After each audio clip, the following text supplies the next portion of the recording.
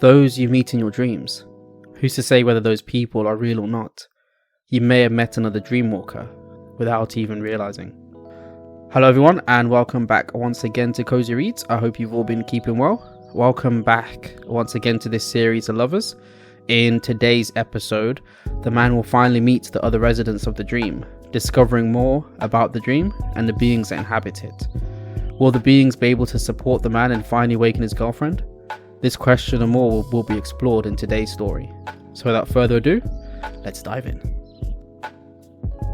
Oh, look at that! We're finally there, and soon there we'll be here. The imp jumped with delight and excitement.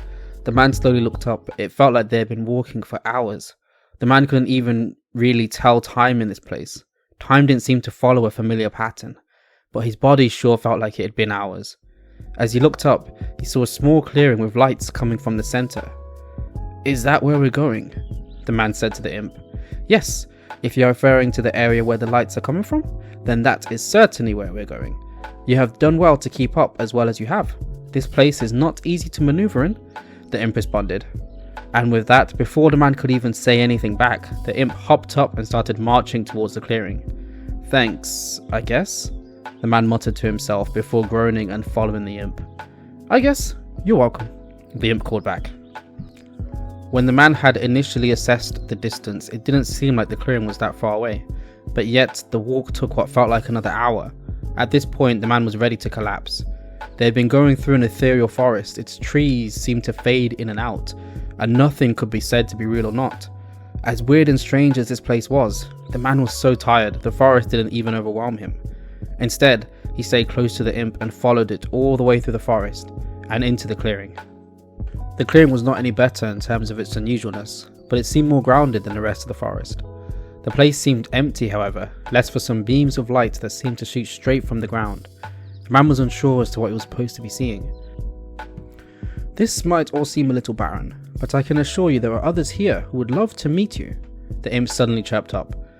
"They're all just hiding or partying, and judging by the lights, I feel it is better to go with the latter option," the imp added. "Wait, is that why there are lights shooting out of the ground?" the man asked. "Yes, those lights can signify many a thing, but usually it signifies it is party time, which I do love to participate, but we are on an urgent mission now, and so we cannot be distracted. The others are here, they are cloaked and so cannot be seen. However, I can still detect them. To save us time, I shall bring them forward," the imp explained before pulling out a horn from a satchel that the man never remembered seeing before now. The imp then proceeded to blow on the horn, and a loud sound reverberated across the forest. It was a low drone, but it was so loud that the man had to cover his ears. "Dream dwellers, show yourselves," the imp shouted. The man was surprised the imp could even hear after pulling a stunt like that. Just then, some of the lights started to move. The lights moved from shooting up to almost flipping over, and now they were shooting down at the clearing. At that moment, the lights started to shimmer and glisten in front of them before forming into people, or beings that resembled people. From this shimmering, a voice shot out. A gruff and annoyed voice shot out. "Oi, oi, what's all this then? Who's ruining our good time?" As the voice spoke, a being stepped out. The being was short and built. His body seemed as though he was forged in fire and iron, which would make sense as his left side was burned with a red that resembled a hot fire, and his right was as cool as iron. The being reminded the man of dwarves from fantasy. "Ah, Ranrock Ironsmelt, a pleasure it is to see you again. I hope I have not intruded too much on your fun times," the imp said to the being. "Ah, imp, I should have known it was you." "No, not at all. I mean, who even enjoys alcohol and a good time anyways? No, I would much rather be pulled from all that fun and dragged out here," Ranrock answered while walking over to them. "Good.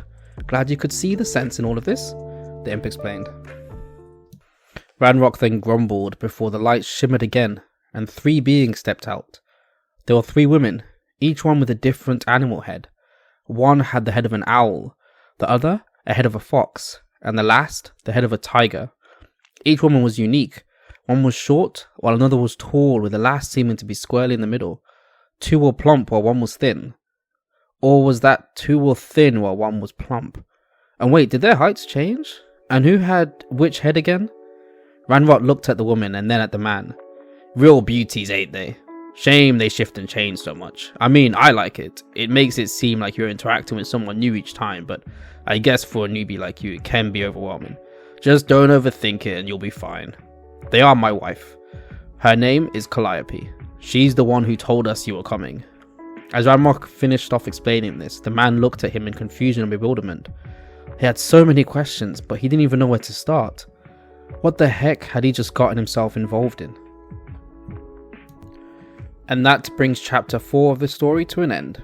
I hope you've all enjoyed this story and are enjoying this series. The dreamscape can conjure some of the most weird and wonderful beings you could ever think of. From being straight out of science fiction to others out of fantasy, that dreamscape can conjure and create them all. That is why understanding the dreamscape is paramount in exploring it. With the main question being whether the people manifested by the dreamscape are just illusions, whether they are truly created in that space, left to wander, explore and live in the dreamscape. But the dreamscape can be a confusing and dangerous place, so pays to have friends you can call on in times of need. Let's see if the man will get the same courtesy from the beings he runs into. And with that, I hope you have all sufficiently warmed up and that this story has brought you some level of comfort. I wish you safe travels on the journey of life, and feel free to come back again whenever you need a new story to warm your day.